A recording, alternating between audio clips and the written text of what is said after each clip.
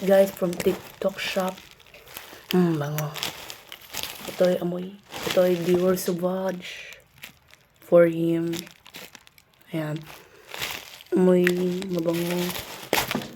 Amoy chocolate. From TikTok. Sauvage. Amoy chocolate. Mabango. It's OD Parfum. Inspired by original Sauvage. Okay. Ito yung mabango. Pwede siya pang school. Forwards. And pang kahit ano. Pang trabaho. Pag gagamitan na ito. Lahat guys. Lahat. Kasi ang common na ng amoy. Common ng amoy. It smells like chocolates. Bango niya. Ang bango niya sobra.